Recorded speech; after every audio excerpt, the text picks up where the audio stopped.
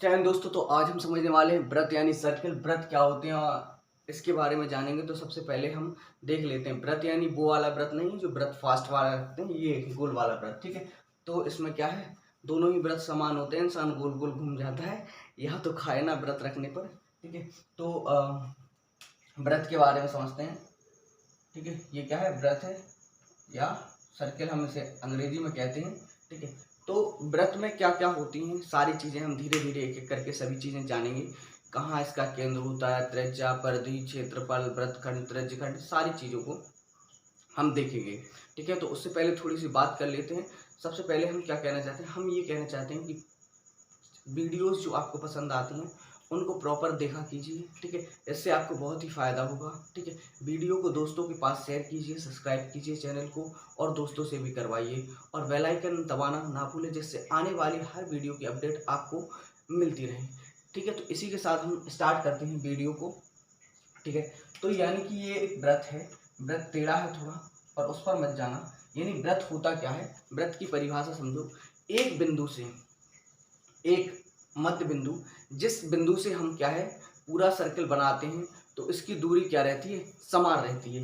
यानी कि किसी भी दिशा में ले जाएं तो इसकी दूरी क्या रहेगी, समान रहेगी। क्या रहेगी, दूरी समान रहेगी। जिसे हम क्या कहते हैं, जिसे हम यानी यहाँ से यहाँ तक के बीच की दूरी को हम क्या कह देते हैं, त्रिज्या कह देते हैं। अब जरा समझो, त्रिज्या क्या होती है, व्यास क्या होती है, जीवा क्या होती है। क्या है, त्रिज्या क्या होती है, व्यास क्या होती है और जीवा क्या होती है। तो जीवा, व्रत के अंदर अनेक जीवाएं बनाई जा सकती हैं, जैसे कि मतलब अनंत। हम एक, हमारे पास एक सर्कल, एक व्रत है, ठीक है, तो हम उसमें कई जीवाएं बना सकते हैं। ऐसा एक बाउंडेशन नहीं है कि नहीं आप 10 जीवाएं बना सकते हैं, 20 जीवा, जितनी आप चाहे उतनी जीवाएं बना सकते हैं। ठीक है, तो ये तो आप जीवा समझ गए होंगे। यानी कि देखिए, 1 2 3 4 5, मतलब ऐसे में ऐसे में ऐसे में कैसे में जीवाएं बना सकते हैं। लेकिन व्यास क्या होता है, तो व्यास जीवा का ही एक भाग होता है। यानी कि अगर हमारे पास कोई जीवा है, कौन सी जीवा है, जैसे हमने एक व्रत बनाया। ठीक है, हमने ये व्रत बनाया, और व्रत की जो सबसे बड़ी जीवा, यानी कि व्रत की जो सबसे बड़ी जीवा जो केंद्र से होकर जाती है, व्रत की सबसे बड़ी जीवा जो केंद्र से होकर जाती है, उसे क्या कहते हैं हम, उसे कहते हैं हम व्यास। क्या कहते हैं हम, व्यास कहते हैं। यानी सबसे बड़ी जीवा जो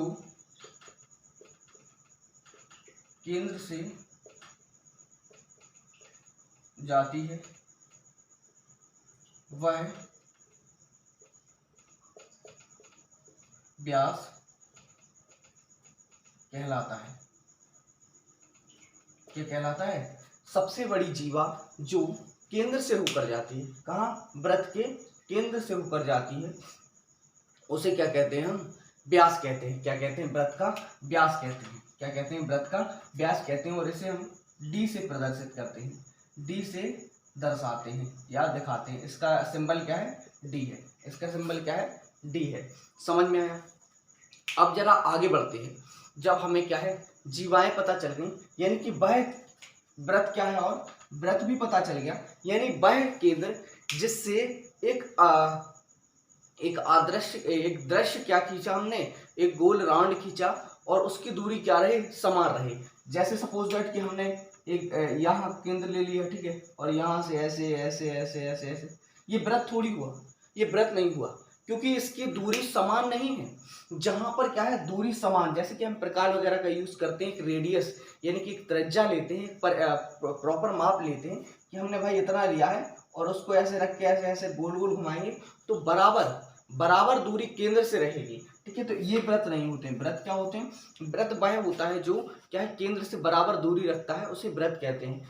इसमें जीवाएं हम समझे, जीवा क्या होती है, इसके यानी परिधि से परिधि को, ये क्या है, व्रत की परिधि है। क्या है, व्रत की परिधि, व्रत की परिधि है। परिधि से परिधि, दूसरी परिधि को टच करने वाली रेखा, उसे क्या कहते हैं, जीवा कहते हैं। यानी इस परिधि से इस परिधि को टच कर रहा है, दूसरी तरफ को टच कर रहा है, उसे क्या कहते हैं, जीवा कहते हैं। अब जीवा व्यास में कब बदल जाती है, जब जीवा है एक परिधि से दूसरी परिधि को टच करती है, केंद्र से होकर जाती है। कहां से होकर जाती है, केंद्र से होकर जाती है उसे हम क्या कहते हैं, उसे हम जीवा कहते हैं। क्या कहते हैं, जीवा कहते हैं। और सॉरी जीवा नहीं, व्यास कहते हैं। क्या कहते हैं, व्यास कहते हैं। ठीक है, तो हम समझे कि व्यास क्या होता है। अब हम समझते हैं कि त्रिज्या होती क्या है। तो त्रिज्या क्या होती है, त्रिज्या, ठीक है, त्रिज्या क्या होती है, व्यास का आधा होती है। क्या होती है, त्रिज्या क्या होती है, व्यास का आधा होती है। यानी d/2 क्या होता है, व्यास, डी क्या होता है, व्यास, डी क्या होता है, व्यास होता है, और व्यास का आधा त्रिज्या कहलाती है। वृत्त का आधा क्या कहलाती है, त्रिज्या। तो r बराबर क्या होता है, d/2। ये क्या है, फिजिक्स में भी ये फॉर्मूला काम आता है और गणित में भी काम आता है। फिजिक्स में भी गणित है, गणित का मतलब होता है गणना, है ना, गणित का मतलब होता है गणनाओं को करना। अब गणना हम चाहे फिजिक्स में कर लें, केमिस्ट्री में कर लें, ये मायने नहीं रखता है।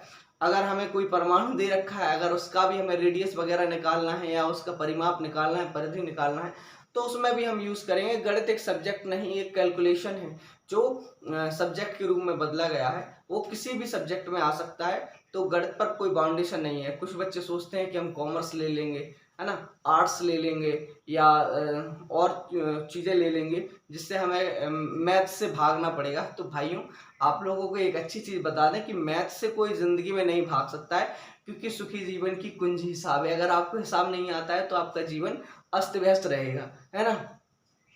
समझ में आ रहा ना। तो रेडियस आप समझ गए, रेडियस कैसे निकलती है, क्या है, वृत्त का त्रिज्या हो गई। क्या हो गई, वृत्त की त्रिज्या। जैसे कि ये त्रिज्या, इसकी परिभाषा क्या है, वृत्त के केंद्र पर परिधि पर डाला गया लंब। वृत्त के केंद्र से परिधि पर डाला गया लंब वृत्त की त्रिज्या कहलाता है। क्या कहलाता है, वृत्त की त्रिज्या कहलाता है। ठीक है, इन चीजों को साफ कर देते हैं। आप लोगों ने अगर उतार लिया हो, आप वीडियो को पॉज कर सकते हैं, रोक सकते हैं। अगर आपको हमारा बोलना मतलब ऐसे लग रहा है कि हम बहुत फास्ट बोल रहे हैं, तो आप वीडियो को स्लो कर सकते हैं। इसमें ऑप्शंस आते हैं, है ना, कि वीडियो को आप स्लो कैसे करें, है ना, क्वालिटी भी बढ़ाने के ऑप्शंस आते हैं। तो प्लीज़ आप एक्सक्यूजेस ना निकालें। अगर आप चाहें तो इसमें बहुत सी चीज़ें हैं, बस आप पढ़ाई पर ध्यान दें। मैटर कितना कितना मिल रहा है आपको, ये इस पर ध्यान दें कि क्या क्या चीज़ें मिल रही हैं आपको। ठीक है, तो इसे हम साफ करते हैं। ठीक है, अब जरा आगे समझते हैं। जैसा कि हमने जीवा समझ लिया, ठीक है, क्या समझ लिया, जीवा समझ लिया, वृत्त का रेडियस समझ लिया, यानी कि त्रिज्या समझ ली। ठीक है, इंग्लिश मीडियम हिंदी मीडियम कोई मायने नहीं रखता, डायमीटर हो, पैरामीटर हो, या फिर रेडियस हो, है ना, या सरकमफेरेंस हो, या फिर कुछ भी हो, मतलब आपको ऐसे ज़्यादा सोचने की ज़रूरत नहीं है। ठीक है, अब हम आगे समझते हैं जरा कि ये वृत्त है, तो वृत्त में क्या होती है, एक स्पर्श रेखाएं भी होती हैं। अगर वृत्त में स्पर्श रेखा कैसे कहते हैं, तो वृत्त से जो यहाँ पर स्पर्श करते हुए जा रही हैं, ठीक है, इसे हमने पी और क्यू नाम दे दिया, पी और क्यू, इसे ओ दे दिया। यानी कि क्या है, पी व क्यू क्या है, एक स्पर्श रेखा है जो वृत्त की परिधि ऊपर क्या करती है, स्पर्श करती है। इन्हें हम स्पर्श रेखाएं कहते हैं। क्या कहते हैं, स्पर्श रेखाएं कहते हैं। स्पर्श रेखाएं यहाँ से भी हो सकती है, ठीक है, ये तो छेदक हो जाएगी, यानी कि जो जहां से स्पर्श करती है, यहाँ से भी हो जाएगी, यहाँ से भी हो जाएगी, है ना, कहाँ से, यहाँ से भी हो जाएगी, जो सिर्फ वृत्त को स्पर्श करती हुई जाए। तो वृत्त की स्पर्श रेखाएं कई हो सकती हैं, बहुत सारी हो सकती हैं। समझ में आ रहा ना, इसमें कोई दिक्कत तो नहीं। तो वृत्त की स्पर्श रेखाएं आप समझ ही गए होंगे कि स्पर्श रेखाएं क्या होती हैं। क्या होती हैं, स्पर्श रेखाएं, स्पर्श रेखा समझ गए। ठीक है, स्पर्श रेखा कहते हैं इन्हें। ठीक है, अब समझते हैं छेदक रेखा। क्या समझते हैं, छेदक रेखा क्या होती है। तो छेदक रेखा यानी कि जैसा कि नाम उसका जैसा ही काम, छेदक रेखा यानी कि जो छेद कर जाए उसमें, तो उसे छेदक रेखा कहते हैं। जैसे कि ये वृत्त है, ठीक है, और ये अंदर से होकर प्रवेश कर गई, ये पी और क्यू, ठीक है, और ये हमने मान लिया ए और बी।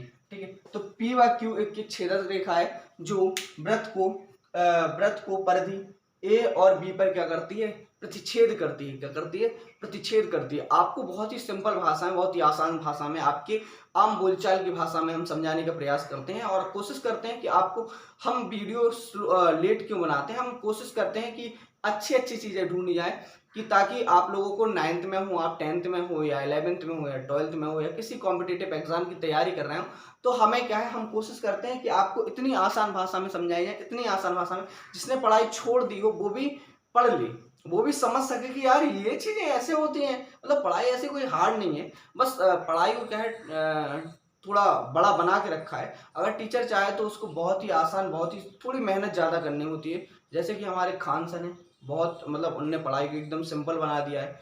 और उन जैसे टीचर अगर पूरे इंडिया में हो जाए तो बाकी इंडिया एक विश्व गुरु के स्तर पर पहुंच जाएगा।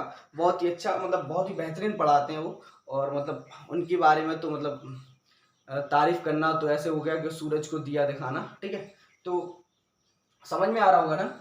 ठीक है, ये आप समझे कि ये क्या है, छेदक रेखा होती है। क्या होती है? छेदक रेखा होती है। स्पर्श रेखा आप समझे, छेदक रेखा आप समझे। अब समझते हैं जरा हम कुछ और। ठीक है, तो कुछ और मतलब अब समझते हैं कि व्रत के खंड क्या होते हैं। तो समझ लेते हैं जरा कि अगर हमने एक व्रत ले लिया, क्या ले लिया? एक व्रत ले लिया। ठीक है, क्या ले लिया? व्रत ले लिया। ठीक है, अब व्रत को क्या है, हमने अगर क्या है, ये व्रत का केंद्र है और व्रत को यहाँ से एक जीवा डाल दी। क्या डाल दी? जीवा डाल दी।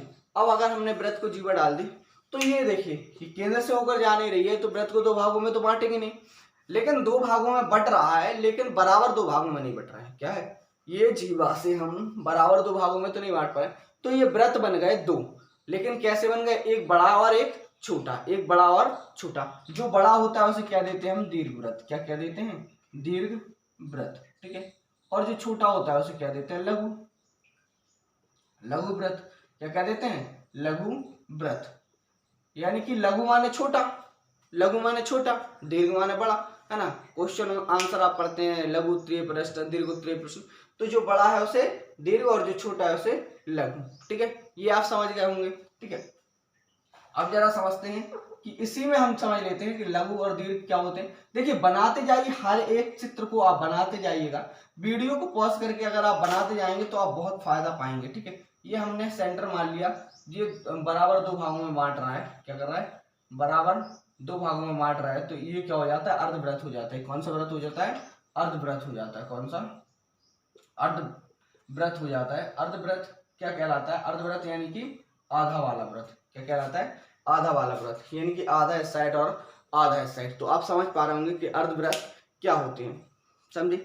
व्रत की कुछ प्रमेय होती हैं। क्या होती हैं? कुछ व्रत की प्रमेय होती हैं। ठीक है, ये तो आप समझ गए होंगे कि व्रत की दो भागों में बांट दिया तो अर्धव्रत हो गया। अब देखिए, अगर हम वीडियो को बड़ा कर दें तो लोग देखना बंद कर देते हैं। लोगों को लगता है यार इतना कौन पढ़े, इसलिए हम वीडियो को शॉर्ट शॉर्ट और छोटे छोटे बना रहे हैं। इसलिए इस वीडियो में जस्ट व्रत का इंट्रोडक्शन है। अगली वाली जो वीडियो आएगी हमारे व्रत की, उसमें हम इससे रिलेटेड प्रमेय करवाएंगे। 15 16 17 कुछ प्रमेय हैं व्रत की, तो सारी